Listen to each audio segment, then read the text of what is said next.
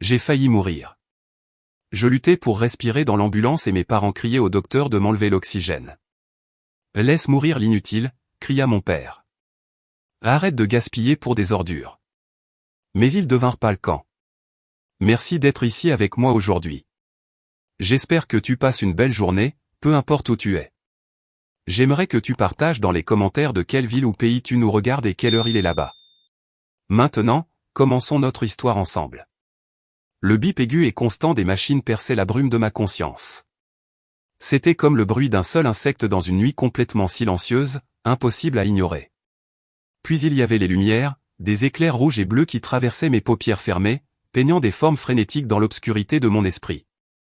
Le véhicule tremblait violemment, un monstre métallique rugissant dans la nuit, et à chaque secousse, une vague de douleur aiguë traversait ma poitrine. L'odeur était un mélange étrange d'antiseptique, de sueur et du parfum artificiel et plastique du masque à oxygène qu'on avait pressé fermement contre mon visage. Je m'étouffais. C'était la sensation principale. Même si de l'air forcé entrait dans mes poumons avec un sifflement régulier, je sentais que je sombrais dans un océan invisible. Chaque bouffée d'air était une bataille, un effort énorme qui laissait mes muscles douloureux et ma gorge brûlée. C'était comme essayer de respirer à travers une paille remplie de morceaux de verre. Ma poitrine montait et descendait en spasmes erratiques et superficiels, une rébellion inutile d'un corps qui abandonnait. Je m'appelle Amalia, j'ai 29 ans, et à ce moment précis, suspendu entre la vie et la mort à l'arrière d'une ambulance, je découvrais qu'il existait des façons de mourir bien pires que simplement arrêter de respirer. Une voix masculine, tendue mais contrôlée, coupa le chaos. Tranquille, Amalia, ton rythme cardiaque se stabilise. Concentre-toi sur ma voix. Ne t'endors pas. Nous serons à l'hôpital dans moins de 5 minutes.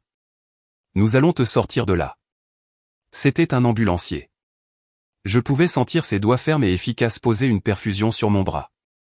Je voulais ouvrir les yeux pour le remercier, pour m'accrocher au calme professionnel de sa voix, mais mes paupières pesaient comme du plomb. J'ai réuni toutes mes forces pour bouger à peine. Mais alors une autre voix résonna dans le petit espace. Une voix que mon corps reconnut aussitôt avec un frisson de peur. C'était une voix qui n'aurait pas dû être là. Ça suffit, dit la voix de mon père, Hector. Ce n'était pas le cri d'un père effrayé pour la vie de sa fille. Non, c'était le rugissement d'un homme à qui on venait de gâcher la soirée. Un ton rempli d'ennui, de colère froide et impatiente, que je connaissais trop bien.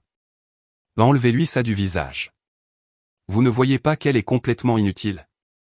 L'ambulancier, dont je découvrirai plus tard qu'il s'appelait David, leva les yeux de mon bras. Je sentis le changement d'atmosphère, le calme soudain après l'ordre de mon père. Monsieur, avec tout le respect, votre fille est dans un état critique. Ce masque à oxygène la maintient stable. C'est la seule chose qui empêche qu'elle fasse un arrêt respiratoire. La voix de ma mère, Sylvana, se joignit au cœur mortel. Son ton, d'habitude mielleux et faussement doux, était maintenant tranchant comme du verre brisé. Stable ? Stable pourquoi, dites-moi ? Pour rester une charge pour nous tous ? Docteur, soyons réalistes. Tout cela est une dépense inutile et franchement honteuse. Une dépense, une charge. Honteuse. Les mots étaient comme des pierres lancées contre mon esprit sans défense. Ils tourbillonnaient dans la brume, noyant la voix rassurante de l'ambulancier. J'essayais de protester, de faire un son, un gémissement, n'importe quoi pour montrer qu'ils avaient tort, mais mon corps était une prison. J'étais piégé à l'intérieur, écoutant ma propre condamnation à mort, dictée par les deux personnes qui m'avaient donné la vie. Mon père fit un pas, sa grande silhouette bloquant l'une des lumières clignotantes. Son ombre tomba sur moi, froide et lourde. « Écoutez-moi bien », cracha-t-il à David, sa voix montant, vibrante de cruauté glaçante. « Nous n'avons pas le temps pour ça. Arrêtez de gaspiller vos ressources et votre oxygène sur elle. Je vous l'ordonne, laissez l'inutile mourir. » L'inutile. Ce mot. Le mot qui avait défini mon existence. Celui qu'il murmurait quand je brûlais le riz à 8 ans. Celui qu'il criait quand mes notes n'étaient pas parfaites. Celui qu'ils utilisaient pour me comparer à ma sœur, la brillante et belle Lorena. Le moniteur cardiaque à côté de moi s'affola. Son bip rapide et aigu était le seul cri que je pouvais donner. Je sentis un déchirement dans ma poitrine, plus douloureux que la maladie elle-même. C'était le bruit de quelque chose qui se brisait pour toujours. Je vis l'incrédulité puis la pure colère dans les yeux de David avant qu'il se tourne vers mon père. Monsieur, si vous interférez encore avec le traitement de ma patiente, je vous jure que je ferai en sorte que la sécurité vous arrête dès qu'on posera un pied dans cet hôpital. Maintenant reculez. Mais ils ne bougèrent pas. Ils restaient là, deux vautours impatients, deux ombres attendant près d'un corps qui refusait d'abandonner. Et dans l'obscurité qui menaçait de m'avaler, une image brilla avec une clarté aveuglante, le visage chaleureux et ridé de ma grand-mère Isabelle, ses yeux remplis d'un amour inconditionnel. Sa voix, un murmure doux que le temps n'avait pas pu effacer, sembla parler directement à mon cœur. Ne laisse pas leur peur éteindre ton feu, mon cœur. Ne les laisse pas te dire que tu ne vaux rien. Je m'accrochais à ce souvenir comme un naufragé s'accroche à la dernière planche au milieu de l'océan. Si je devais mourir cette nuit-là, ce ne serait pas parce qu'il l'avait décidé. Ce ne serait pas parce qu'il me considérait inutile. Je me battrais avec chaque souffle douloureux, avec chaque battement irrégulier de mon cœur trahi. Je me battrais, pas pour eux, pas même pour moi. Je me battrais pour elle, pour le souvenir de la seule personne au monde qui avait cru que ma vie, loin d'être inutile, était un trésor. Il y a seulement un an, la vie dans le cœur de ma grand-mère semblait avoir un rythme prévisible, une routine dont j'étais l'engrenage principal, même si invisible. Le restaurant que ma grand-mère Isabelle avait laissé était mon sanctuaire et ma prison. Le soleil de l'après-midi traversait les grandes fenêtres, illuminant la poussière dans l'air et faisant briller les casseroles en cuivre suspendues au-dessus du poêle. L'air était toujours rempli d'une symphonie d'odeurs, la douceur des oignons caramélisés, le piquant des piments secs grillés sur le comal, et la note profonde et complexe du chocolat amer et de la cannelle. C'était l'odeur de mon enfance, le parfum du mol de ma grand-mère. Cet après-midi-là, l'odeur semblait plus intense, plus spéciale, et elle l'était. Parce qu'après presque 6 mois de travail obsessionnel, d'essais et d'erreurs, de nuits passées à consulter les vieux cahiers tachés de ma grand-mère, j'avais enfin réussi. J'avais ressuscité son mol. Ce n'était pas une imitation, c'était une renaissance. Il avait la même profondeur, le même équilibre parfait entre sucré, piquant et fumé que je me souvenais de mon enfance. C'était l'âme de ma grand-mère dans une assiette. Et cet après-midi-là, nous avions une visite importante. Un journaliste de Saveurs de notre terre, le magazine gastronomique le plus respecté de l'État, était assis à la table d'honneur, juste en dessous du portrait à l'huile de ma grand-mère Isabelle. L'homme, d'âge moyen et avec une barbe bien taillée, ferma les yeux en goûtant une cuillerée de mol. Une expression d'extase pure apparut sur son visage.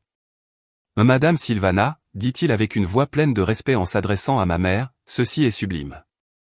J'ai goûté des mols partout dans le pays, mais aucun comme celui-ci. C'est une œuvre d'art. Il a la profondeur de la tradition, mais il y a quelque chose de nouveau, une étincelle de génie. Quel est votre secret ?» Ma mère, assise en face de lui, rayonnait.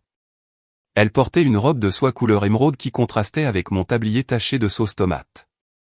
Son sourire était une œuvre d'art en soi, soigneusement construit pour montrer de la chaleur et de l'humilité, même si je savais qu'à l'intérieur elle exultait. « Vous êtes très aimable, » dit-elle avec un petit rire chantant. « Eh bien, comme vous le savez, la recette de base est un trésor familial, un héritage de ma chère belle-mère. C'était une cuisinière extraordinaire, mais il faut évoluer, vous ne pensez pas ? Disons qu'après des années d'études et d'expérimentation, j'y ai ajouté ma touche personnelle, un petit secret qui lui donne cette étincelle, comme vous dites. » J'étais debout à côté du comptoir de service, à seulement quelques mètres de la table, tenant un plateau de boisson. Les mots de ma mère me frappèrent comme une gifle. Je sentis le sang quitter mon visage. Son touche personnelle, c'est année d'expérimentation. Mensonge. Elle mettait à peine les pieds dans la cuisine, et quand elle le faisait c'était pour se plaindre que l'odeur de nourriture s'incrustait dans ses cheveux. Les mois de travail, les nuits à moudre des épices, les dizaines d'essais ratés jetés à la poubelle, le moment de joie quand j'ai enfin obtenu le goût parfait, tout ça, c'était à moi. Ma sueur, mes larmes, mon triomphe. Le journaliste était fasciné. L'incroyable. Donc non seulement vous êtes une femme d'affaires à succès, mais aussi une chef cachée. Vous êtes une véritable inspiration pour les femmes d'aujourd'hui. Ma mère inclina la tête avec grâce. Je ne fais que ce que je peux pour maintenir vivant le rêve de ma belle-mère et pour ma famille, bien sûr. Tout est pour eux. Plus tard, quand le restaurant fut silencieux et que le dernier employé partit, je trouvai ma mère dans le petit bureau en train de vérifier les comptes. La porte était ouverte. Je pris une grande inspiration et entrai. Maman. Elle leva les yeux de ses papiers, ses yeux froids et calculateurs. Qu'est-ce que tu veux, Amalia? Je suis fatigué. Le molle, dis-je, ma voix à peine un murmure. J'ai entendu ce que tu as dit au journaliste. Ah, ça, dit-elle en balayant ça d'un geste de la main. C'était bien, non? Il était ravi. Mais tu n'as rien fait, maman. C'est moi. J'ai retrouvé la recette de grand-mère. Elle posa son stylo sur le bureau et me lança un regard condescendant, le même qu'elle utilisait quand j'étais enfant et que je cassais une assiette. Ne sois pas si naïve et égoïste, Amalia. C'est un business, et les business reposent sur des histoires. Quelle histoire est la meilleure? La fille qui n'a pas fini l'université et qui se cache dans la cuisine pour recréer une vieille recette. Ou l'élégante matriarche, gardienne de la tradition familiale, qui perfectionne l'héritage de sa belle-mère. Les gens achètent la deuxième histoire. Les gens paient pour le rêve, pour l'image. Mais c'est mon travail. C'était mon idée, et ton travail est excellent. C'est pour ça que tu es dans la cuisine et pas ici à gérer les chiffres. Chacun sa place. Tu es les mains, je suis le visage. C'est une bonne équipe. Maintenant, si tu veux bien, je dois finir ça. Demain sera une journée chargée grâce à mon interview. Je restais là, figé sur le seuil, me sentant exactement comme elle me faisait sentir, comme un simple paire de mains, un outil sans visage ni voix. Je retournai à la cuisine sombre et silencieuse. L'odeur du molle flottait encore dans l'air, mais maintenant elle semblait étrangère, comme si on m'avait volé l'âme de ma propre création. Pendant que je lavais la dernière marmite, je m'accrochais à l'excuse qui m'avait toujours servi de réconfort. Le fragile bouclier contre la douloureuse vérité, elle le fait pour le bien de la famille. C'est pour l'image du restaurant. Ce n'est pas personnel. Elle m'aime à sa façon. Mais cette nuit-là, pour la première fois, le bouclier me sembla trop mince et la vérité trop tranchante. Des mois après l'interview, le bouclier se fissura encore un peu. Lorena, ma sœur cadette, fêtait ses 22 ans. Si moi j'étais la fille invisible, Lorena était le soleil autour duquel tournait l'univers de mes parents. Elle était belle, charmante et possédait un talent naturel pour obtenir exactement ce qu'elle voulait avec un simple sourire ou une moue bien calculée. Sa seule ambition dans la vie était de devenir une influenceuse de style de vie, ce qui en pratique signifiait passer des heures à se prendre en selfie dans le restaurant, à montrer une vie de luxe qui, ironiquement, était financée par le travail qu'elle méprisait tant. Pour son anniversaire, elle décréta qu'elle avait besoin d'une fête légendaire. Ça doit être à thème. Amalia, diamant et champagne, m'annonça-t-elle un après-midi en interrompant ma tentative de faire l'inventaire hebdomadaire. Elle me montra son téléphone, un écran plein d'images de fêtes luxueuses. Je veux une tour de coupe de champagne, un mur de fleurs pour les photos et, bien sûr, des amuse-bouches qui aient l'air divin sur Instagram. Et ne sert surtout pas le gâteau de 3 laits de grand-mère. Trop vieillot. J'en ai commandé un à la nouvelle pâtisserie française. Ça coûte une fortune, mais ça vaut le coup pour la photo. Lorena, on est en basse saison, argumentai-je en montrant la colonne de chiffres rouges dans mon carnet. On ne peut pas se permettre une dépense comme ça. Les gens ne sortent pas beaucoup manger. Elle soupira avec un drame digne d'un feuilleton. Ah, Amalia, toujours si pratique et ennuyeuse. Ce n'est pas une dépense, c'est un investissement. Tu sais qui va venir? Le fiancé de Sophia, et son père possède la moitié de la ville. C'est pour faire des contacts. Papa est totalement d'accord. Papa comprend la vision d'avenir. Vision d'avenir pour mon père signifiait marier Lorena avec un homme riche. C'était son projet de retraite. La semaine de la fête fut un enfer pour moi et un paradis pour Lorena. Pendant que je doublais mes heures en cuisine, créant un menu d'amuse-bouches absurdement compliqué que Lorena avait choisi uniquement pour leur potentiel esthétique, elle passait son temps à faire du shopping. 3 jours avant l'événement, pendant que je négociais au téléphone à grands cris avec le fournisseur de fruits de mer, je la vis entrer dans le bureau. Mes parents ne m'avaient jamais donné un accès complet au coffre, mais Lorena, qui ne savait pas faire la différence entre un bilan et une recette de cuisine, avait sa propre clé, pour les urgences. Je la vis ressortir quelques minutes plus tard avec un sourire coupable et en fermant le tiroir de la caisse avec plus de force que nécessaire. Une alarme sonna dans ma tête. Cette nuit-là, quand tout le monde était parti, je restais pour faire la clôture. Mes pires craintes se confirmèrent.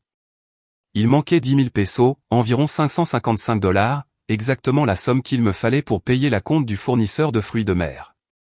Le lendemain, je sentis un nœud de glace dans mon estomac. Le matin suivant, je la trouvai dans sa chambre, un sanctuaire de vêtements chers et de maquillage.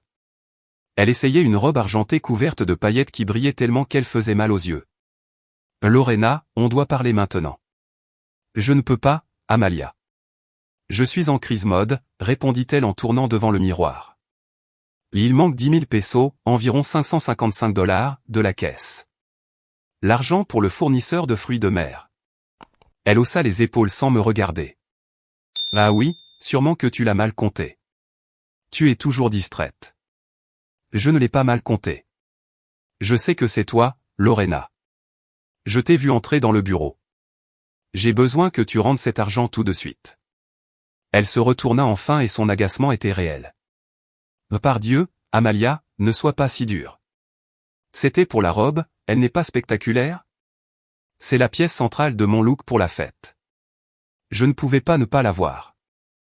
Tu as pris l'argent du commerce sans permission. C'est du vol. Ma voix monta, tremblant de colère. Ce n'est pas du vol si c'est le commerce de mes parents, répliqua-t-elle avec une logique infantile et exaspérante. En plus, j'en ai parlé à papa et il m'a dit de ne pas m'inquiéter, qu'il arrangerait ça. À ce moment précis, comme si je l'avais invoqué, mon père apparut sur le seuil de la porte. Pourquoi autant de cris? Vous voulez réveiller tout le quartier.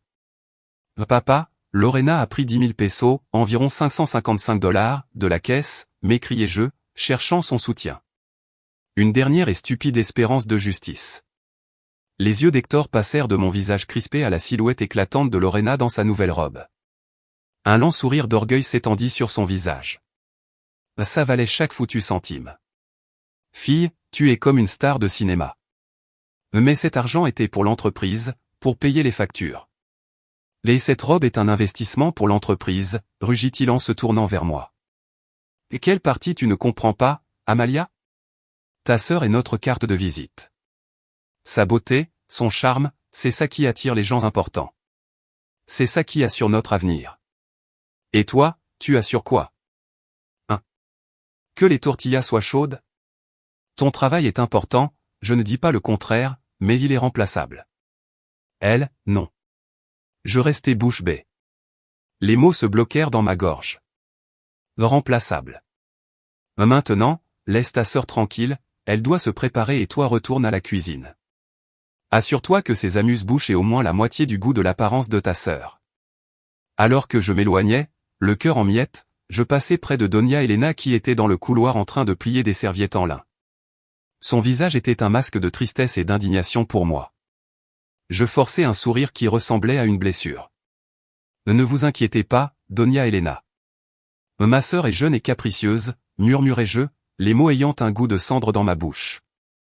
Elle laissa les serviettes et me prit la main une seconde. Ses doigts étaient chauds et rugueux. L'être jeune est un état, ma fille. Être égoïste est un choix. Ne laisse pas ces mauvais choix te définir. Ces paroles furent un petit baume sur une plaie ouverte. Je retournai à ma cuisine, mon seul refuge, et pendant que mes mains travaillaient avec la précision de l'habitude, mon esprit répétait le mot que mon père avait utilisé. Remplaçable, peut-être que je l'étais, mais pas la cuisine. Pas le restaurant. Pas l'héritage de grand-mère. Et une petite graine de rébellion, dure et froide comme un galet, commença à se former au fond de mon cœur piétiné. Mes souvenirs les plus heureux ne sont pas faits de fêtes brillantes ni de robes chères. Ils sont faits de boue, de feu doux et de l'odeur de terre mouillée.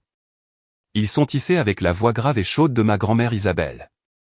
À 15 ans, tandis que Lorena découvrait le maquillage et les fêtes, moi je découvris la magie du métate, pierre à moudre. La cuisine était mon univers et grand-mère, mon soleil. Elle était le vrai cœur battant du cœur de la grand-mère. Pendant que mes parents s'occupaient de la façade, les sourires forcés, les poignées de main, la comptabilité, créative, grand-mère et moi nous occupions de l'âme. La cuisine, c'est comme la vie, Amalia, mon cœur, me disait-elle en m'apprenant à nettoyer les veines des piments secs avec une patience infinie. Parfois, tu dois enlever les parties amères pour pouvoir profiter du vrai goût. Ses mains, un réseau de rides et de veines marquées par des décennies de travail, bougeaient avec une sagesse qu'aucune école de cuisine ne peut enseigner. Elle m'a appris à ne pas mesurer les ingrédients, mais à les sentir. Elle m'a appris que le secret d'un bon ragoût n'était pas le temps sur l'horloge, mais l'attention du cœur. Ton père était un homme bien, me confia-t-elle un après-midi, pendant que nous égrenions du maïs assise dans la cour. Mais la peur l'a changé. La peur de ne pas être aussi grand que son père, la peur d'échouer. Et ta mère, elle a fui une vie de manque et maintenant elle a la panique d'y retourner. Ils vivent effrayés, ma fille. Et les gens effrayés deviennent souvent cruels pour se sentir forts.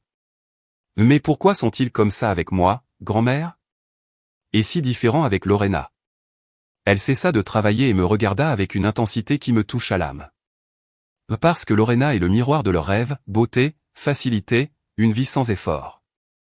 Toi, tu es le miroir de leur réalité, le travail dur, le sacrifice, la lutte quotidienne qu'ils préfèrent ignorer. Ils voient en Lorena ce qu'ils désirent être. Ils voient en toi ce qu'ils sont vraiment, et ça leur fait mal. Ces mots ouvrirent en moi une fente de compréhension.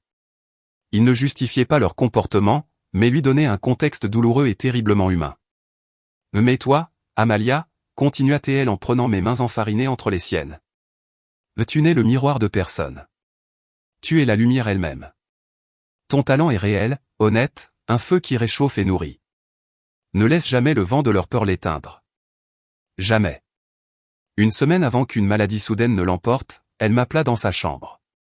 L'odeur d'herbe médicinale et de vieillesse imprégnait tout. Elle était fragile, mais ses yeux brillaient de leur lucidité habituelle. Elle me tendit une petite boîte en bois d'olivier, sa surface polie et adoucie par le temps. « C'est pour toi », murmura-t-elle d'une voix faible. « Ici se trouve mon vrai héritage. Ce n'est pas une recette, c'est une clé. Ne l'ouvre pas maintenant. Ouvre-la seulement le jour où tu sentiras que tu n'en peux plus. Le jour où tu auras l'impression qu'on t'a tout pris et que tu es complètement seul. Je te promets que ce jour-là, ceci te rappellera qui tu es vraiment. » En pleurant, je pris la boîte. Elle était chaude dans mes mains.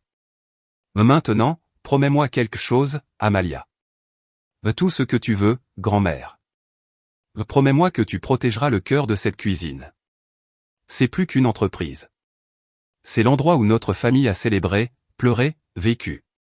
Promets-moi que tu ne la laisseras pas devenir un lieu froid et sans âme, une simple scène pour la vanité. Je te le promets, grand-mère. De tout mon cœur, dis-je, la voix brisée par les larmes. Elle sourit, un sourire fatigué mais plein de paix. Je savais que je pouvais compter sur toi, ma petite chef. Grand-mère Isabelle mourut, et avec elle je sentis que la lumière et la chaleur du monde baissaient de plusieurs degrés. Mes parents pleurèrent aux funérailles, des pleurs publics et ostentatoires. Moi, je pleurais dans la solitude de la cuisine, le seul endroit où sa présence semblait encore réelle. Je rangeai la boîte en bois au plus profond de mon armoire, un talisman secret, une promesse latente. Je ne savais pas alors que grand-mère, avec son infinie sagesse, ne m'avait pas seulement laissé un souvenir, mais m'avait donné une l'arme dont j'aurais besoin des années plus tard pour livrer la bataille la plus importante de ma vie. L'occasion en or, la rampe de lancement, la porte vers le niveau suivant. Mes parents épuisèrent tous les clichés possibles pour décrire l'événement. Pour moi, c'était simplement le monstre. Nous avions été engagés pour servir le banquet de la fête de fiançailles de Ricardo Montero, héritier d'un empire du bâtiment, avec la fille du sénateur local. C'était l'événement mondain de l'année, une réunion de pouvoir, d'argent et de grands noms. Et ma famille était prête à tout pour une part de ce gâteau. Tout, et je veux dire tout, doit être impeccable, Amalia, m'avait ordonné ma mère, les yeux brillants d'une ambition presque maniaque. La mère du marié est présidente de 10 comités caritatifs. Si nous l'impressionnons, nous serons au sommet. C'est particulièrement crucial pour Lorena. Lorena, de son côté, traitait l'événement comme sa propre présentation en société. Sa principale préoccupation n'était pas la qualité de la nourriture, mais comment profiter de l'occasion pour élargir son réseau. « J'ai besoin que tu crées un moment Instagram, Amalia », me dit-elle en me montrant la photo d'un dessert extravagant qui fumait. Quelque chose qui fasse sortir les téléphones. La nourriture doit être un accessoire pour l'expérience. Les 72 heures précédant l'événement se fondirent en un cauchemar sans fin, un tunnel sombre d'épuisement et de pression. Nous fermâmes le restaurant au public, ce qui signifiait que j'y étais coincé jour et nuit. Le personnel de cuisine, loyal et travailleur, dépendait entièrement de ma direction. J'étais le soleil autour duquel tournait ce petit système solaire de casseroles et de poêles et ce soleil s'éteignait. Je survivais au café noir et à de petites bouchées de pain volées en cachette. Je dormais par rafale de 15 ou 20 minutes, assise sur une chaise inconfortable dans le bureau, et je me réveillais le cœur affolé d'avoir dormi trop longtemps. Une douleur persistante s'était installée derrière mes yeux, et mes mains, d'habitude si fermes et précises, avaient commencé à trembler. Mes parents n'aidaient pas. Ils entraient et sortaient de la cuisine non pour donner un coup de main, mais pour ajouter de la pression. J'ai invité personnellement le critique gastronomique du journal de l'État, annonça mon père comme s'il me rendait service. Tu as intérêt à ne pas nous ridiculiser, Amalia. J'ai appris que la sénatrice adore les orchidées, ajouta ma mère. Pourquoi n'as-tu pas décoré les assiettes avec des pétales d'orchidées comestibles? Pense, Amalia, pense aux détails. Le soir de l'événement, la cuisine était un champ de bataille. La chaleur des fours et des feux était étouffante, l'air dense de vapeur et de fumée. Le son était une cacophonie de poêles qui grésillaient, de couteaux frappant les planches et d'ordres que je criais d'une voix que je reconnaissais à peine comme la mienne. Nous étions au sommet du service, en train de dresser le plat principal pour 200 personnes. C'est alors que mon corps dit « stop ». Ça commença par une sensation étrange, un bourdonnement dans mes oreilles qui couvrit le bruit de la cuisine. Les visages de mes cuisiniers devinrent flous, leurs bouches bougeaient, mais je ne comprenais pas leurs mots. Les bords de ma vision commencèrent à s'assombrir, comme si quelqu'un refermait un diaphragme devant mes yeux. Un froid intense, contre nature, au milieu de cet enfer de chaleur, monta de mes pieds à ma tête. « Amalia, tu te sens bien? Ton visage est pâle comme un fantôme. » La voix inquiète de Donia Elena me parvint comme depuis le fond d'un puits. Je voulus lui dire que non, que quelque chose n'allait pas du tout. J'ouvris la bouche, mais seul un souffle étranglé en sortit. La spatule en métal que je tenais me glissa des doigts et tomba au sol avec un fracas métallique qui résonna dans mon crâne comme un coup de feu. Mes jambes devinrent de la gelée, elles plièrent sous mon poids. La dernière chose que je vis avant que l'obscurité ne m'engloutisse complètement fut le visage terrifié de Donia Elena courant vers moi. Et derrière elle, une image qui se graverait dans ma mémoire, ma sœur Lorena, qui était entrée en cuisine pour exiger son plat, me regardant au sol non pas avec peur, non pas avec inquiétude, mais avec une grimace de pur agacement, comme si mon malaise était le plus grand et le plus malvenu des contretemps de sa soirée parfaite. Revenir à moi fut un processus lent et douloureux. D'abord, le son, le hurlement perçant et rythmique d'une sirène si proche qu'on aurait dit qu'elle était dans ma tête. Puis le mouvement, une secousse constante et violente qui faisait protester chaque muscle de mon corps. Enfin, l'odeur, un mélange âcre d'antiseptique et quelque chose de métallique, comme du sang. J'ouvris les yeux. La vision était floue, mais je pus distinguer les lumières clignotantes et les parois métalliques d'une ambulance. « Au bon retour », dit un jeune homme en uniforme de secouriste, me souriant avec soulagement. C'était David. Il finissait de me poser une perfusion. Son geste était ferme et professionnel.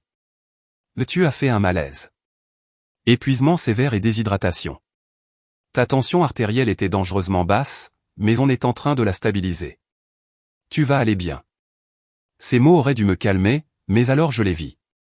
Assis sur le banc en face de moi, illuminé par les éclairs intermittents, il y avait mes parents. Et l'expression sur leur visage n'était pas le soulagement.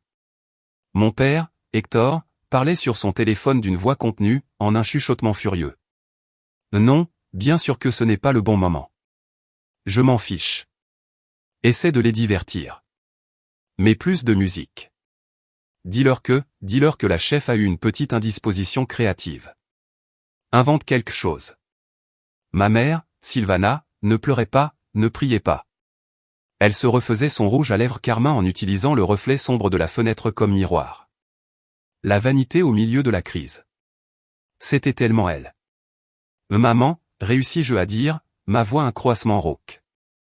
Elle sursauta, comme si elle avait oublié ma présence. Elle me regarda et ses yeux, au lieu de montrer l'angoisse d'une mère, brillèrent d'une dure irritation. Regarde un peu le numéro que tu as monté, Amalia, devant tout le monde. Tu te rends compte à quel point c'était incroyablement honteux. La sénatrice nous a regardés comme si on était des ordures. La cruauté tranquille de sa question me coupa le souffle, exploit ironique vu le masque à oxygène sur mon visage. David, le secouriste, intervint d'une voix tendue. Madame, s'il vous plaît. Votre fille a besoin de calme. Son corps a subi un choc énorme. Mon père termina son appel et se tourna vers David, pas comme un père reconnaissant, mais comme un patron prêt à renvoyer un employé. Ça va durer combien de temps, ce cirque, demanda-t-il sèchement. Nous avons des invités très importants à gérer. Un engagement qu'on ne peut pas rompre. David le fixa, l'incrédulité commençant à se lire sur son visage. Monsieur, votre fille vient de s'effondrer.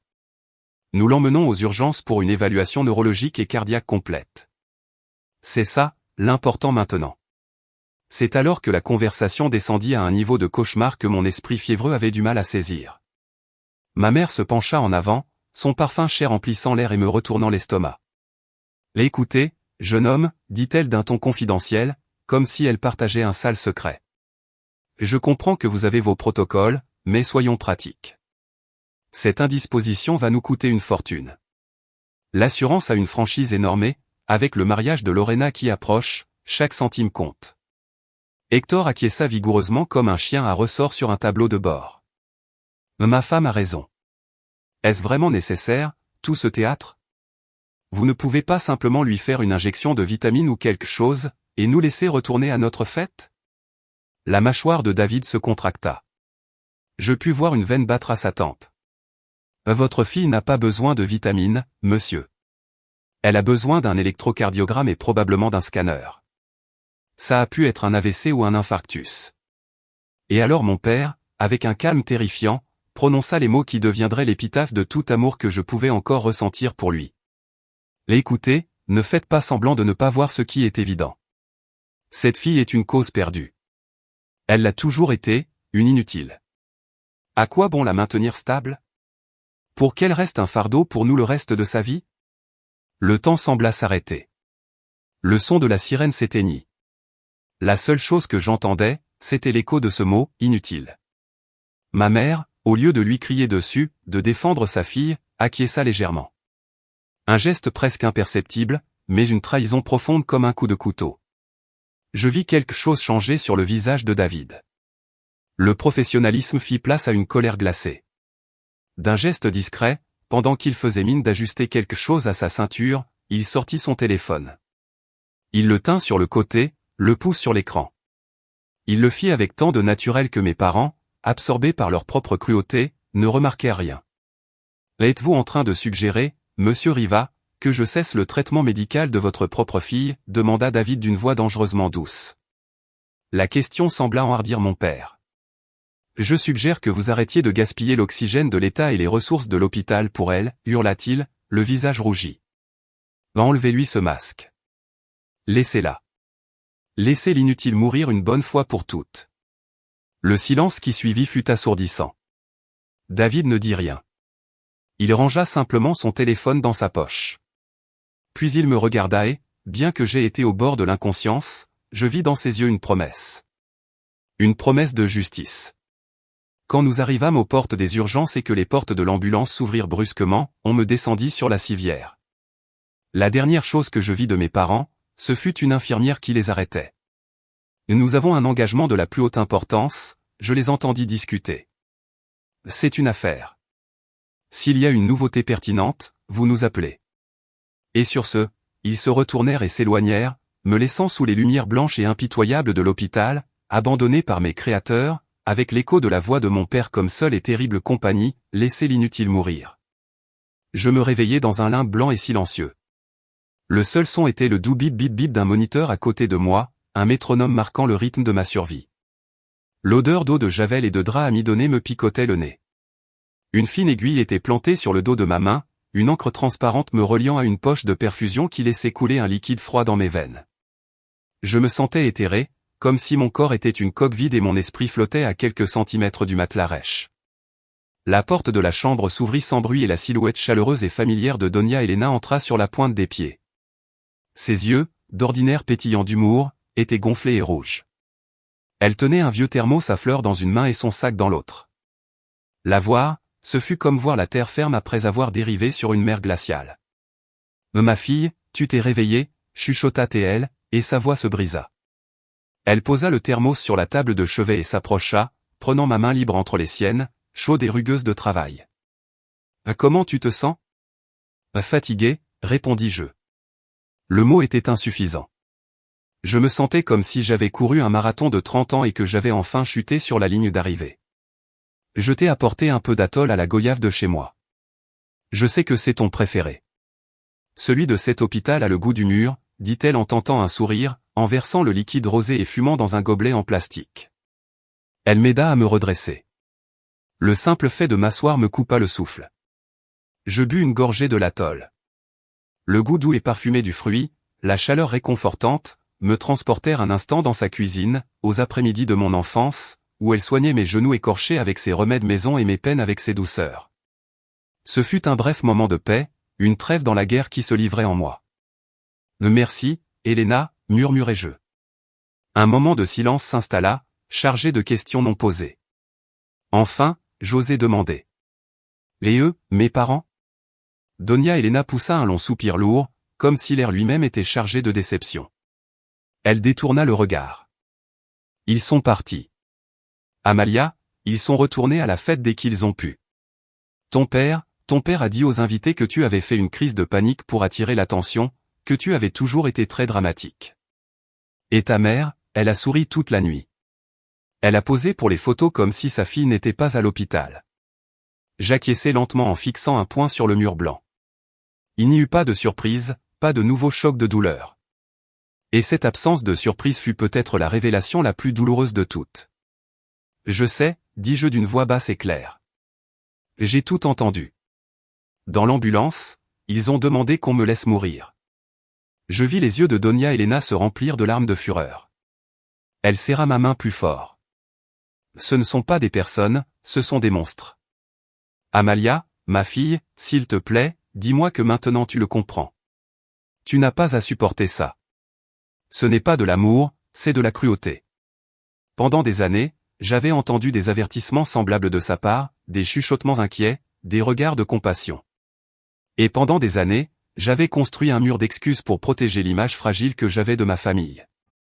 Et ils sont stressés par le commerce, ils ne savent pas exprimer leur affection. Au fond, tout au fond, ils m'aiment. Mais dans ce lit d'hôpital, sous la lumière fluorescente qui dévoilait tout, qui ne laissait aucune place aux ombres de l'auto-tromperie, le mur s'effondra. Brique après brique, excuse après excuse, il s'écroula, révélant un paysage désolant. Il n'y avait pas un fond bon à trouver, seulement un abîme d'égoïsme et de froideur. Et alors, il se passa quelque chose d'inattendu. Je ne sentis pas la colère brûlante à laquelle je m'attendais. La colère viendrait après, je le savais. Mais à cet instant, ce qui m'envahit fut un chagrin immense, une tristesse profonde et vaste comme l'océan. Je portais le deuil, non pas de mes parents, mais de l'idée que j'avais d'eux. J'assistais aux funérailles de l'espoir qui avait nourri toute ma vie. L'espoir qu'un jour, si je travaillais un peu plus, si je me sacrifiais un peu plus, si j'étais un peu plus parfaite, il finirait par me voir, me reconnaître, m'aimer. Cet espoir était mort dans l'ambulance, assassiné de sang-froid, et je le pleurais. Je pleurais la petite fille solitaire qui cherchait l'approbation dans des yeux vides.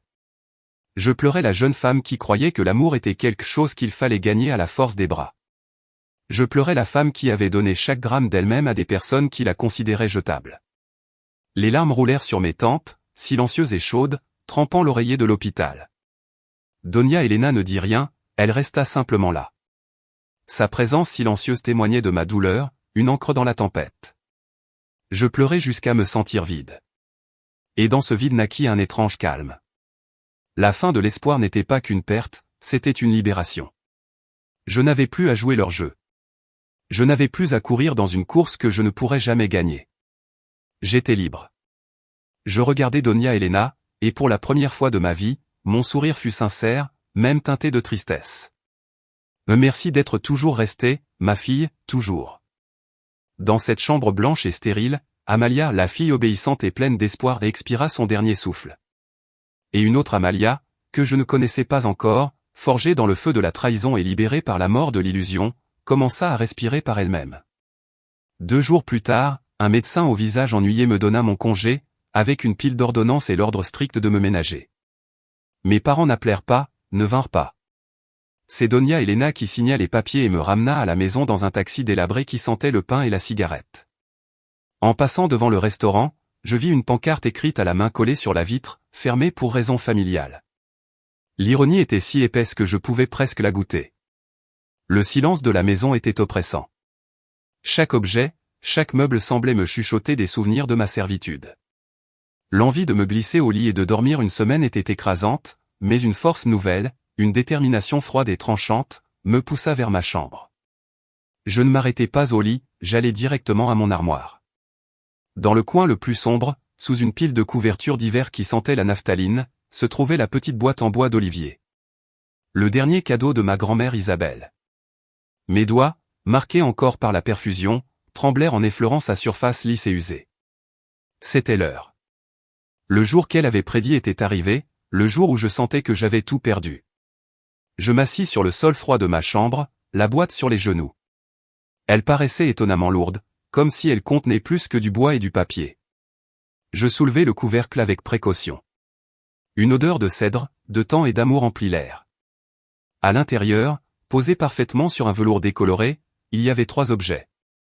Une clé en bronze, ancienne et lourde, avec le logo de la Banque nationale gravé dessus. Une enveloppe jaunie, scellée, avec mon nom écrit dans la calligraphie élégante et reconnaissable de ma grand-mère, pliée avec une précision méticuleuse. Un document épais, lié par un ruban de soie rouge. Le testament original. Le cœur battant dans la gorge, j'ouvris d'abord la lettre. L'encre avait un peu pâli avec les années, mais les mots étaient puissants, à la fois un baume et une épée. Ma chère Amalia, mon cœur, si tu lis ceci, c'est que le jour que je redoutais est arrivé.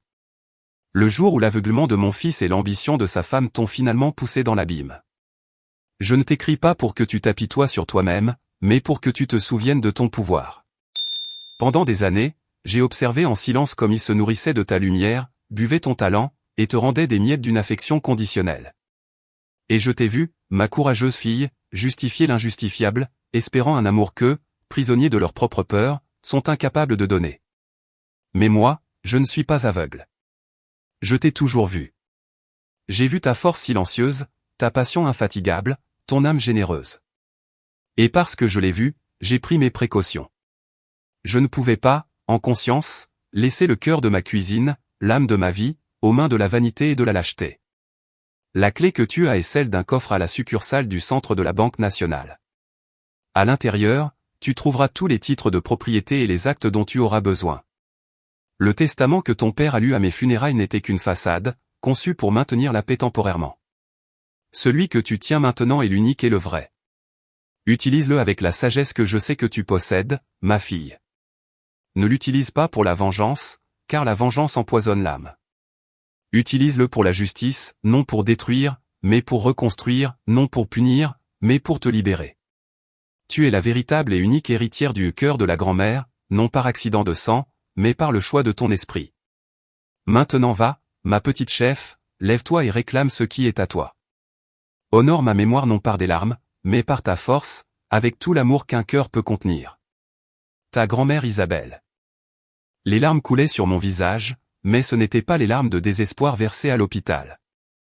C'étaient des larmes de gratitude, d'un amour si puissant qu'il avait traversé la mort pour me sauver. Elle savait, elle l'avait toujours su, et elle m'avait laissé une carte et une épée. Je dépliai le testament. Le langage juridique était dense, mais le message central était limpide. Ma grand-mère avait créé une fiducie à mon nom. Elle y avait placé la pleine propriété de l'immeuble du restaurant et 51% des parts de l'entreprise. La fiducie deviendrait effective et sous mon contrôle total à mon 30e anniversaire, qui était dans un peu plus d'un mois et, voilà le génie de ma grand-mère en cas d'urgence physique ou émotionnelle dûment constatée mettant en danger le bien-être de la bénéficiaire. Mon effondrement, mon hospitalisation, le rapport médical dans mon sac, c'était ma preuve. Le pouvoir, un pouvoir réel, légal, indéniable. Grand-mère ne m'avait pas seulement donné une bouée, elle m'avait donné tout le bateau. Je me levai, la lettre et le testament serrés contre ma poitrine. La faiblesse physique avait disparu, remplacée par un courant d'adrénaline et de but. Je pris mon téléphone. La voix qui sortit de moi n'était plus celle d'Amalia la victime. C'était la voix d'Amalia, l'héritière. Je composais le numéro du licenciado Roras, l'ami fidèle et de longue date de ma grand-mère. Maître, bon après-midi. Ici Amalia Riva Moreno. J'ai besoin de fixer un rendez-vous urgent.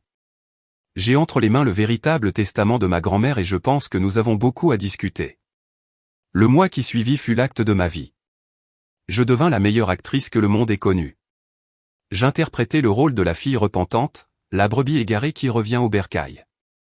Je suis revenu au restaurant, la tête baissée, en murmurant des excuses pour avoir causé tant de problèmes et gâché une soirée si importante.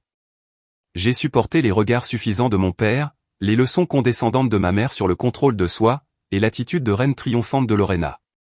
Ils étaient convaincus que mon malaise et l'indifférence qu'ils avaient montrée m'avaient domestiqué, que j'avais enfin compris ma place. Ils n'avaient aucune idée que ma soumission n'était qu'un écran de fumée. Pendant la journée, j'étais la cuisinière silencieuse et obéissante. La nuit, la vraie Amalia se retrouvait en secret avec le licenciado Horace. Dans son bureau poussiéreux, entouré de livres de droit qui sentaient le temps et la justice, nous avons tracé notre plan de bataille. Chaque détail, chaque éventualité possible a été analysée et préparée. Ce ne serait pas une simple confrontation, ce serait une exécution légale, précise et publique. L'occasion parfaite, comme le fait souvent l'ironie du destin, ils nous l'ont servi sur un plateau d'argent. Mes parents, gonflés d'orgueil par les fiançailles de Lorena, apparemment la famille du fiancé s'intéressait plus à l'argent qu'à la morale, décidèrent d'organiser une fête grandiose au restaurant.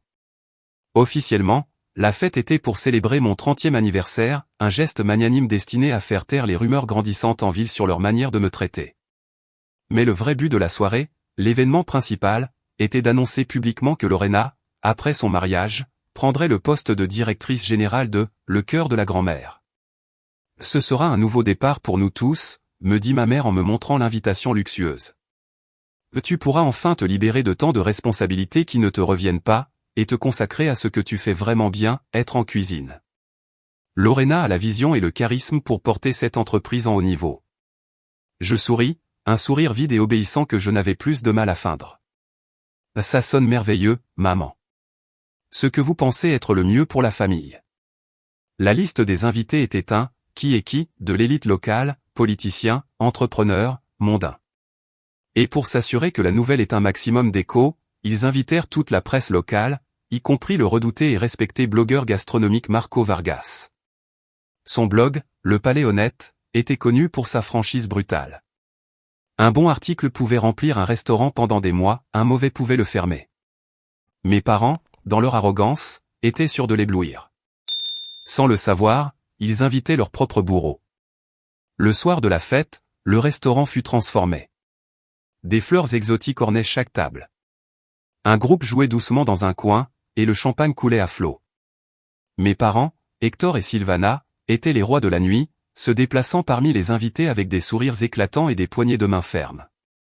Lorena était la princesse héritière, enveloppée dans une robe qui coûtait plus que ce que je gagnais en 3 mois, riant et flirtant, déjà en train de répéter son rôle de grande dame. Je choisis mon armure avec soin, une robe simple, d'une coupe impeccable, d'un rouge profond. Rouge sang, rouge courage, rouge justice. Je restais en retrait, observant le cirque de loin, un verre d'eau à la main. Ma sérénité semblait les dérouter. « Tu te sens bien, Amalia ?» me demanda mon père à un moment, s'approchant avec une fausse expression d'inquiétude. « Tu as été très silencieuse toute la soirée. »« Je vais parfaitement, papa », répondis-je en le regardant droit dans les yeux. « J'absorbe simplement le moment. C'est une soirée très importante pour moi. Je ne l'oublierai jamais. » Lui, bien sûr, ne comprit pas le double sens. Il me donna une tape condescendante sur l'épaule, comme à une petite fille, et s'éloigna pour flatter le maire. À 10 heures pile, la musique baissa. Mon père monta sur une petite scène improvisée, une coupe de champagne levée. Les projecteurs se braquèrent sur lui. Le spectacle allait commencer. Chers amis, famille, invités distingués, commença-t-il, sa voix résonnant d'une fierté qui me soulevait le cœur. Merci d'être ici en cette nuit magique. Aujourd'hui, nous célébrons un jalon, les 30 ans de ma fille aînée, Amalia. Une salve d'applaudissements polis parcourut la salle. Je ne s'y ai même pas. Mais aussi et surtout nous célébrons l'avenir, un avenir brillant et prospère pour l'héritage de ma mère, le cœur de la grand-mère. C'est pourquoi c'est pour moi un immense honneur et une fierté paternelle d'annoncer que ma brillante, charismatique et visionnaire fille Lorena prendra les rênes du restaurant comme nouvelle directrice générale. Des applaudissements bien plus forts éclatèrent. Lorena, rayonnante, monta sur scène pour embrasser notre père. Les caméras des journalistes crépitèrent. Marco Vargas filmait tout avec son téléphone, une expression d'intérêt professionnel sur le visage. C'était mon signal. Je posais mon verre d'eau sur une table. Je lissais ma robe rouget, le cœur battant d'un rythme ferme et décidé comme un tambour de guerre, je marchais vers la scène. Le bruit de mes talons sur le parquet fut le seul son qu'on entendit pendant que je traversais le salon. Toutes les conversations s'éteignirent. Des centaines d'yeux, curieux et confus, suivirent mon trajet. C'était comme marcher sous l'eau. Le temps ralentissait. Chaque pas était délibéré, chargé d'intention. Je vis le visage de mon père passer de l'euphorie à la confusion, puis à une colère mal dissimulée. Lorena me foudroya du regard, son sourire de triomphe figé en rictus de mépris. « Amalia, qu'est-ce que tu crois faire ?» siffla mon père entre ses dents serrées, penché vers moi alors que je montais la dernière marche. Je l'ignorais complètement. Je me dirigeais calmement vers le second micro, celui de l'autre côté du pupitre. Je l'ajustais à ma taille. Mes mains ne tremblaient pas. « Merci, papa. Tes mots sont très généreux », commençai-je et ma voix, à mon grand soulagement, sonna claire et puissante, sans la moindre trace de la peur que j'avais ressentie pendant tant d'années. Les félicitations à toi, Lorena. Du fond du cœur, je te souhaite tout le bonheur du monde.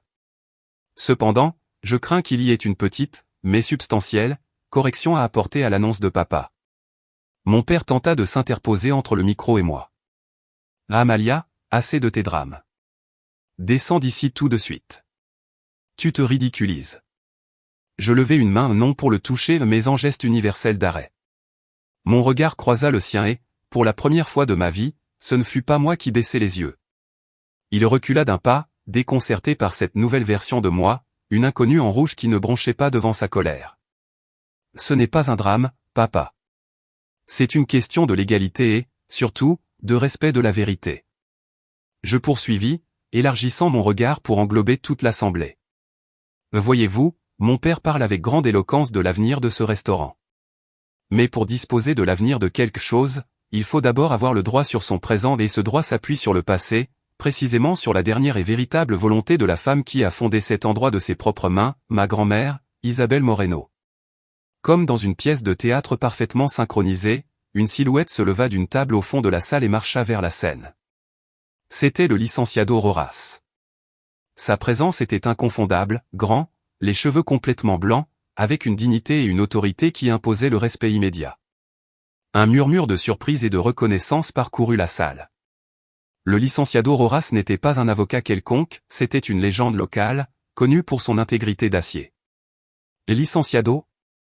balbutia mon père, le visage pâlissant à vue d'œil. « Qu'est-ce que vous faites ici ?» Le licenciado monta les marches sans hâter se plaça à mes côtés, pilier de calme et de légalité. Il tenait une serviette en cuir qui semblait aussi ancienne et solide que lui. « Hector, Sylvana, » dit sa voix grave en remplissant chaque recoin du salon. « Je regrette profondément d'interrompre votre célébration, mais mon devoir professionnel et ma loyauté envers la mémoire de votre mère m'obligent à intervenir. Je suis ici en ma qualité d'exécuteur et d'administrateur du testament final et légalement contraignant de Madame Isabelle Moreno. » Il ouvrit la serviette et en sortit un document épais, lié par un ruban rouge, portant plusieurs sceaux officiels. Le document que vous avez présenté, Hector, devant notaire après le décès de votre mère, était une version antérieure de son testament, une version qu'elle a explicitement révoquée 3 ans avant sa mort. Dans ces dernières années, Madame Isabelle, profondément préoccupée par l'avenir de son héritage, a pris de nouvelles dispositions définitives. Mon père lâcha un rire, mais il sonna plutôt comme un croassement de panique. C'est absurde. Un mensonge. Ma mère me faisait confiance. Elle m'a tout laissé. C'est une fraude que cette traîtresse a inventée, cria-t-il en me désignant. La seule fraude, Hector, c'est la vie que vous avez menée aux dépens du travail de votre fille, répliqua le licenciado d'une voix froide comme l'acier.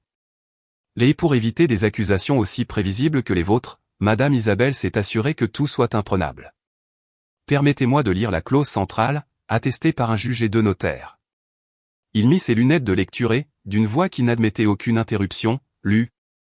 Clause 3e, par la présente, je lègue et transfère de manière irrévocable la totalité du bien immobilier situé rue des Saveurs numéro 14 dans cette ville, ainsi que 51% des actions, droits et non commerciales de l'entreprise connue sous le nom de Le Cœur de la Grand-Mère, à une fiducie incessible au nom de ma seule et bien-aimée petite-fille, Amalia Riva Moreno. Dite fiducie passera sous son contrôle total et absolu à la date de son 30e anniversaire, ou en cas d'urgence physique ou émotionnelle dûment constatée mettant en danger son bien-être.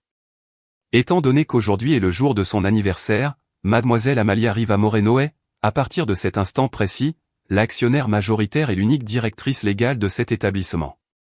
Un souffle collectif, comme une vague, parcourut la salle. Ma mère chancela et dut s'agripper au bras de Lorena pour ne pas tomber. Le sourire de ma sœur avait disparu, remplacé par un masque d'horreur pâle.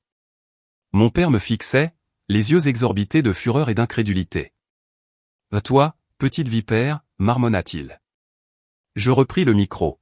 « Comme vous le voyez, dis-je au public captivé, la décision sur la nouvelle direction a été prise il y a des années par la seule personne qui avait le droit de la prendre. Mais vous vous demandez peut-être, comme je me le suis demandé longtemps, pourquoi ma grand-mère a-t-elle pris une mesure aussi drastique ? Permettez-moi de vous en montrer la raison. » L'atmosphère de la salle était électrique, chargée d'une tension presque insupportable. Personne ne bougeait. Les serveurs s'étaient figés à mi-chemin, les verres oubliés sur leur plateau. Les journalistes et Marco Vargas tenaient leur téléphone comme des armes, enregistrant chaque seconde de l'implosion de ma famille. Mes parents et Lorena restaient sur scène, coincés dans la lumière des projecteurs, nus sous la lumière crue de la vérité. « Pourquoi » répétai-je, ma voix résonnant dans le silence de tombe. « Pourquoi une mère déshériterait-elle virtuellement son propre fils ? Ma grand-mère a pris cette décision parce qu'elle était sage, parce qu'elle, à la différence d'autres, me voyait vraiment et voyait le danger où j'étais. Elle a vu que l'amour que me portaient mes parents était une monnaie d'un genre très particulier. Ma mère, retrouvant un semblant de contenance, fit un pas en avant. Elle tenta sa vieille tactique, la victimisation. « C'est de la calomnie » s'écria-t-elle, la voix tremblante d'une indignation fabriquée. « Amalia, nous ne savons pas ce que nous t'avons fait pour que tu nous haïsses autant. Nous t'avons toujours tout donné. Nous avons été une famille unie, une famille aimante. » Le mot « aimante » resta suspendu dans l'air, si faux et creux que je le vis presque se désintégrer. Je la regardai fixement, sans colère, seulement avec une pitié froide et infinie. « L'aimante » répétai-je, laissant l'auditoire goûter l'ironie amère. « C'est un mot intéressant pour décrire ce que vous avez fait il y a exactement un mois. » Je vis l'éclair de panique pure dans les yeux de mon père. Il voyait le piège, mais il était trop tard pour s'échapper. « Il y a un mois » poursuivis-je, baissant ma voix à un ton plus intime, presque confessionnel, forçant chacun à se pencher pour écouter. J'ai fait un malaise. Ici même, dans la cuisine de ce restaurant. Mon corps a lâché après avoir travaillé presque sans pause pendant 3 jours pour un événement que vous jugiez crucial pour votre statut. J'ai fini dans une ambulance, branché à une machine, me battant pour chaque bouffée d'air. Je marquai une pause et balayai du regard les visages stupéfaits. À ce moment-là, quand ma vie ne tenait qu'à un fil, mes parents, au lieu de me tenir la main, de prier pour moi, de montrer la moindre inquiétude humaine, étaient préoccupés par autre chose. Ils étaient pressés de retourner à leur fête. Et moi, leur fille, leur sang, j'étais un obstacle, une dépense, un fardeau. Je sortis mon téléphone de ma petite pochette. D'un geste tranquille, je le connectai au petit mais puissant haut-parleur que le licenciado Roras avait discrètement posé sur le pupitre. Un léger bourdonnement confirma la connexion. « Mais vous n'avez pas besoin de me croire sur parole, » dis-je, ma voix désormais dénuée de toute émotion, aussi neutre et tranchante que celle d'un juge prononçant une sentence. Je vous invite à écouter de vos propres oreilles la définition de l'amour selon Hector et Silvana Riva. J'appuyai sur « Lecture ». Le son familier d'une sirène d'ambulance remplit la salle, créant une dissonance surréaliste avec l'orchestre et les fleurs. Puis la voix calme et professionnelle du secouriste David. Et alors, avec une clarté dévastatrice, la voix de mon père. Je suggère que vous arrêtiez de gaspiller l'oxygène de l'État et les ressources de l'hôpital pour elle. Enlevez-lui ce masque. Laissez-la. Laissez l'inutile mourir une bonne fois pour toutes. Un ânement collectif, aigu et synchronisé, parcourut la foule. Quelqu'un laissa tomber une coupe et le fracas du verre brisé claqua comme un coup de feu dans le silence stupéfait. Et, pour parachever, la voix de ma mère, froide et calculatrice. Hector a raison, l'assurance coûte très cher. Et avec le mariage de Lorena qui arrive. L'enregistrement se termina, mais le silence qui suivit fut 1000 fois plus bruyant. Je regardai mon père. Son visage, rouge de colère quelques instants plus tôt, avait pris la teinte cendrée de la mort. Sa bouche s'ouvrait et se fermait comme un poisson hors de l'eau, sans émettre le moindre son. Ma mère se couvrit le visage de ses mains, tremblant de façon incontrôlable. Et Lorena. Lorena regardait nos parents avec une expression d'horreur absolue, comme si elle voyait deux inconnus, deux monstres. À cet instant, voyant leur empire d'apparence réduit en cendres, je ne ressentis pas l'extase de la vengeance que j'avais anticipée. Il n'y eut pas de vague de plaisir sadique. Ce que je ressentis, ce fut la paix et une paix froide, désolée, mais indéniable. C'était le son des chaînes qui m'avaient lié pendant 29 ans, se brisant et tombant au sol. C'était le son de ma libération. Je me tournai vers les invités, qui me regardaient avec un mélange de pitié et d'étonnement. Ceci, dis-je, ma voix retrouvant sa force et sa chaleur, c'est l'héritage que ma grand-mère Isabelle voulait protéger. Un héritage de cuisine faite avec amour, pas avec ambition. Un héritage de travail honnête, pas d'exploitation. Un héritage de famille mais de la vraie famille, celle qui prend soin de toi et te valorise. À partir de ce soir, et avec votre permission, le cœur de la grand-mère revient à ses racines. Merci d'en avoir été témoin. L'onde de choc de la révélation fut immédiate et brutale. La salle, qui quelques minutes plus tôt bouillonnait de rires et de conversations futiles, devint la scène d'un procès silencieux. Le public, désormais transformé en jury, avait rendu son verdict. Le premier à agir fut le sénateur Montero. C'était un homme habitué à contrôler les situations et à couper rapidement ses pertes. Il se leva, le visage figé en masque de colère et de dégoût, jeta sa serviette de lin sur son assiette à moitié entamée, et marcha d'un pas décidé vers la scène. Il ne me regarda pas, il regarda mon père. « Hector, dit-il d'une voix basse mais chargée d'une autorité glaciale, je ne sais pas quel genre de dépravé vous êtes, mais je vous assure d'une chose, mon fils n'unira pas son nom à celui d'une famille de monstres. Considérez les fiançailles rompues et priez pour que l'histoire de ce soir n'arrive pas aux mauvaises oreilles. » Il se retourna sans attendre de réponse et, d'un geste impérieux à sa femme et à son fils, quitta le restaurant. L'ex-fiancé de Lorena n'osa même pas la regarder. Lorena laissa échapper un cri aigu, le son pathétique d'un rêve de richesse et de statut qui se brisait. La sortie du sénateur fut le signal de la débandade. Les gens se levèrent en masse comme si l'endroit était en feu. Personne ne voulait être le dernier à quitter le navire qui coulait. Les excuses étaient des murmures pressés, il se fait tard, j'ai un appel important. Mais leurs regards disaient tout, des regards de répulsion pour mes parents, et des regards d'une étrange combinaison de pitié et d'admiration pour moi. Barbare, entendis-je souffler une femme en passant devant la scène. Pauvre fille, ce qu'elle a dû endurer, commenta un autre à voix basse. Marco Vargas, le blogueur, avait arrêté le direct. Il éteignit son téléphone, s'approcha du bord de la scène et hocha simplement la tête dans ma direction. Un geste de respect professionnel qui compta plus pour moi que n'importe quel mot. Son article, comme je le découvris le lendemain, était déjà viral, et la section des commentaires était un enfer d'indignation publique. Mes parents et Lorena restaient figés sur la scène, isolés sur une île d'humiliation publique. Leur cour d'adulateurs s'était évaporé. Ils étaient seuls, exposés sous les projecteurs qui, auparavant, les glorifiaient. Hector finit par exploser. L'incrédulité céda la place à une rage aveugle et primitive. Il se jeta sur moi, les mains transformées en griffes. Tu as détruit cette famille. Tu as tout détruit. Maudis l'heure où tu es né. Je ne ressentis aucune peur. Avant même qu'il ne puisse m'approcher, deux de nos serveurs les plus anciens et costauds des hommes qui avaient connu ma grand-mère et m'avaient vu grandir s'interposèrent. Ils formèrent une barrière humaine. « Vous feriez mieux de vous retirer, monsieur Riva, » dit l'un d'eux, sa voix calme mais ferme. « Comment oses-tu, imbécile » hurla mon père, hors de lui. « Je suis ton patron. C'est MON Restaurant. »« Je crains que vous ne vous trompiez » intervint la voix grave du licenciado Roras derrière moi. « Selon la loi, vous êtes à présent dans une propriété privée sans la permission de la propriétaire, et la propriétaire vous demande de partir. » Le licenciado fit signe aux deux agents de sécurité qu'il avait engagés pour l'événement et qui attendaient discrètement à l'entrée. Ils s'avancèrent d'un pas professionnel. L'humiliation finale fut de les voir escortés hors de leur propre fête.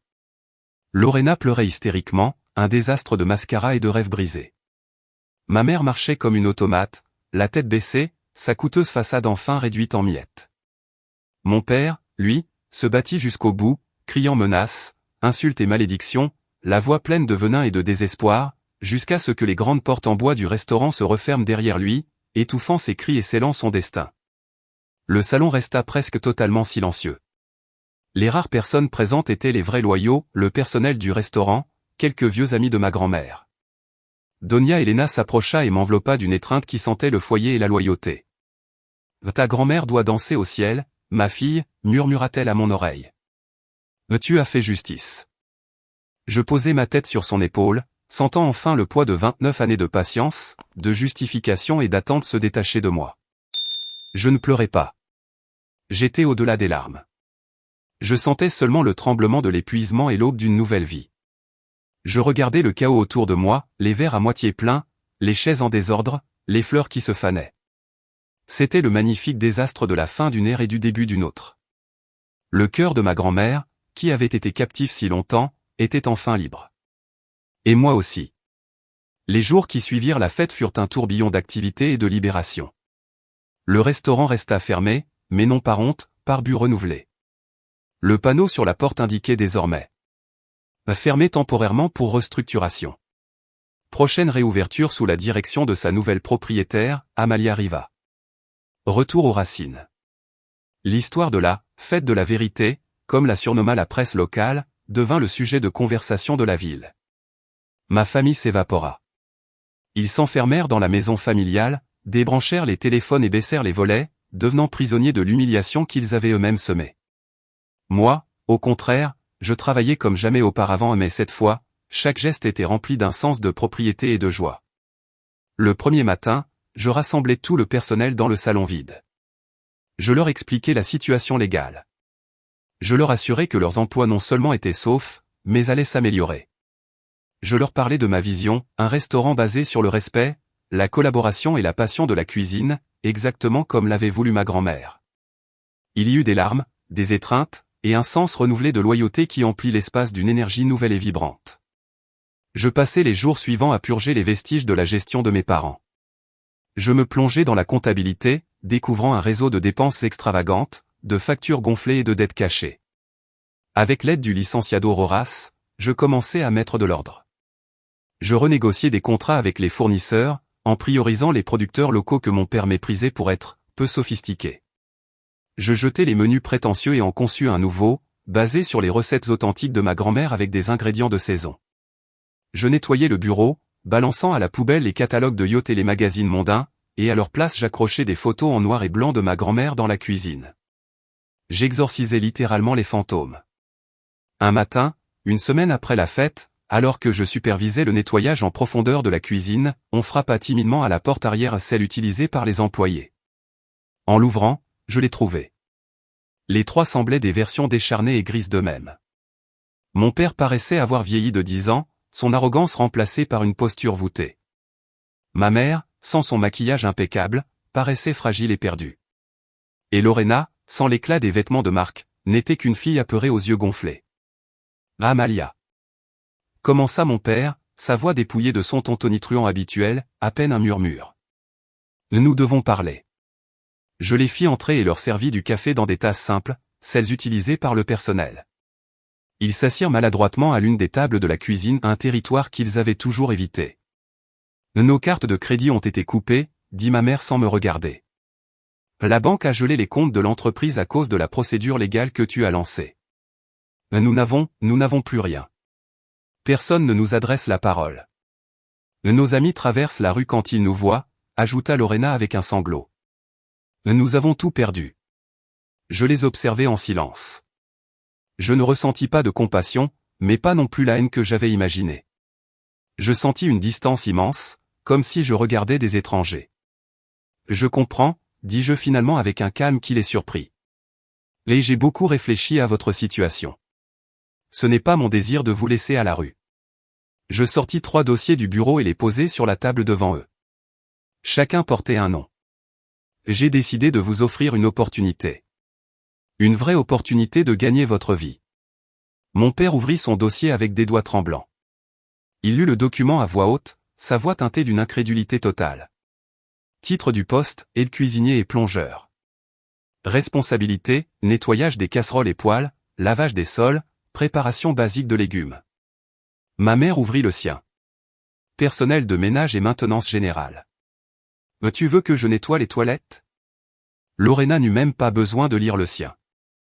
Et moi, je suis censé faire quoi? Servir les tables. Aide serveuse.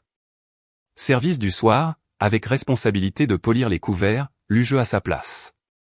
Le salaire est le minimum fixé par la loi, avec toutes les prestations. L'horaire est strict. La discipline est obligatoire. C'est un travail honnête. La décision de l'accepter ou non leur appartenait entièrement. Un mois s'est écoulé depuis cette conversation dans la cuisine et, à la surprise de beaucoup et surtout à la mienne, ils ont accepté. Le désespoir est un grand maître d'humilité. Aujourd'hui, chaque jour, j'assiste à une pièce de théâtre surréaliste. Je vois mon père, l'homme qui se considérait comme un titan des affaires, les mains plongées dans l'eau sale, récurant les marmites de molle avec une fureur silencieuse.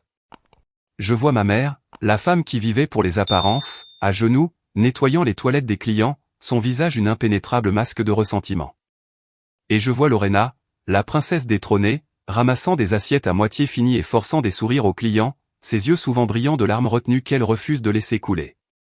Certains jours, le silence entre nous est une guerre froide. D'autres, il y a des éclats. Il m'accuse, me traite de cruel, de vengeresse, de monstre sans cœur qui a détruit sa propre famille. Il crie que le sang devrait être plus épais que l'eau, qu'aucun succès ne vaut la peine s'il est vécu seul. Mais moi, je ne suis pas seul. Je suis entouré d'une équipe qui me respecte, de clients qui viennent pour l'honnêteté de ma cuisine, et de l'esprit de ma grand-mère que je sens dans chaque recoin de cette cuisine. Je suis ici, à la place qui m'appartient, et pour la première fois de ma vie, l'air que je respire n'est pas vicié par le besoin d'approbation. C'est de l'air pur, c'est la liberté. Eux m'ont eu à leur merci dans l'espace claustrophobe d'une ambulance, quand j'étais la plus vulnérable, et ils ont pris leur décision, ils ont choisi de me laisser mourir. Aujourd'hui, la vie, avec sa justice étrange et poétique, les a placés à ma merci. Et moi, j'ai choisi de leur donner une chance de vivre, d'apprendre la valeur du travail, de repartir de zéro. Mais chaque nuit, quand les lumières s'éteignent et que je reste seul dans le silence de la cuisine, la même question revient à moi. Eux, qui m'appelaient inutile, dépendent maintenant de moi pour survivre. Alors je vous la pose à vous, qui avez écouté mon histoire. Y a-t-il une place pour la miséricorde envers ceux qui ne t'ont jamais montré la moindre pitié? En leur donnant cette dure leçon, suis-je en train de rendre justice, ou suis-je en train de devenir lentement le même genre de monstre qu'ils ont été pour moi?